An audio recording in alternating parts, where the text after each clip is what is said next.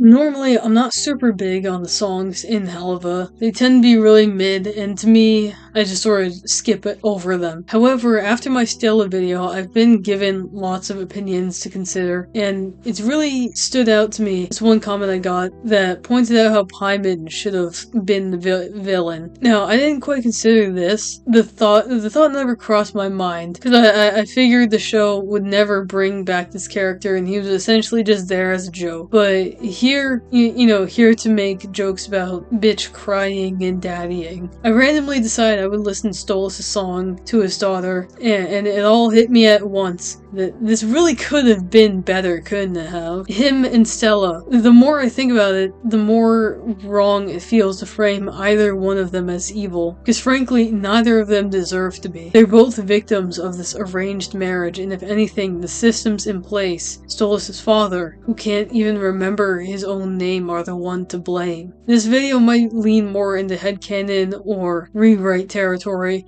but please, do bear with me here. Now, how would I rewrite them? First off, with their childhoods. Now, as of writing this, we still haven't really seen anything about the backstory of Stella, and in truth, I have no faith in the writers to give her one. As of now, they've stuck to Stella being a one-note character and just being an evil girl from birth, or from hatching. Hopefully, this whole video will get proven wrong in the future, but I'd like this trait of her to be explained by her feeling a loss of self-worth after learning how little value she has to the Goetias. Before her bitterness, maybe she was a normal child who liked to play with other birds, and then as she got older, she learned about how she would have to marry a man that she didn't care about and have to have his child. That could explain why she became so violent, you know? And as for Stolas, I believe if they wanted to go with the route of him not understanding why Blitz sees him as racist, they could have had him treat other imps as friends and not register that they're being paid to be there. Having him say impish plaything and having his own slaves doesn't really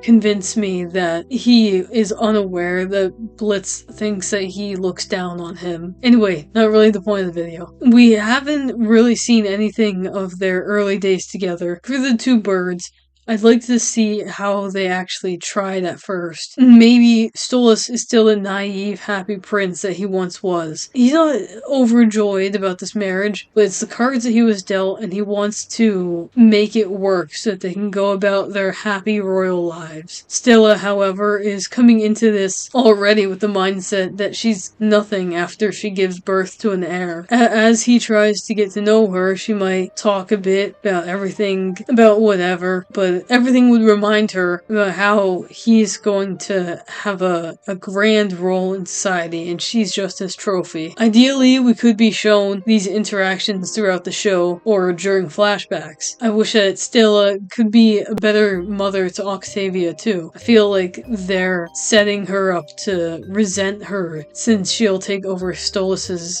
position. Personally, I'd like to see her trying to ensure that no one takes this opportunity from her daughter. Even if she can't be queen, she's proud to see that her child can be one. She could see that Androlphus is trying to take over the royal throne, and that makes her become protective. If they're gonna face up against a primary villain, I think it should be Paimon, the father who doesn't care for his son. Again, not even enough to learn his name. The time that Stolas is away in the lower class part of hell could be used to have him properly think about everything and how it went down. He could reconsider his approach to all of what he did and realize that he never truly tried to understand what Stella was going through. He was just asking like surface level get to know you questions. And the next time that he sees her, he comes back with the patience to learn, and being given that, being treated like an equal person and not degraded, lets her open up. She could apologize for her rage, and they could find some way to work out their relationship. Maybe they stay a lavender marriage, or maybe they mutually decide a divorce is best. Stella never wanted to be a queen. She just wanted to be seen as worth something, like all the men in her life were. She could leave to find herself, or stick around as long as Octavia needs her. Look, the big thing that drew me into this generally was the lullaby song. I'd like to talk about it a bit here if you all wouldn't mind. Octavia you know, she has this nightmare when she's a child that she's not going to be able to find Stolas someday, and when he's going to be gone someday. And he's there to try to comfort her, validating her feelings of how the dark may feel more isolating and scary with the loneliness that she might feel in her bed. And he sings a personal verse about how he once thought his life was going to be easy and full of joy, but the solemn tone indicates how sorely disappointing the reality of it all has been to him. And now, with all of his stories being told, the significant chapters of his life in which will mean something, all except for his final role. Now, whether that be fathering his owlet or the grim reality of his self-sacrifice, we don't know. The stars are his to align, and so he tells Octavia that if she's to see that happening, that she should know it's him who's doing it all to keep the peace of the world, and that she will be fine. That signifies all is well, and she need not be afraid. And then we get darker tones in the lyrics, that if the rings of hell collapse in on each other, that day would mean his final, but not hers. He will need to give up on his life in order to assure her survival. And then the last line, when creation goes to die, you can find me in the sky, and upon that last day, you will be okay. Like, bro, I don't know.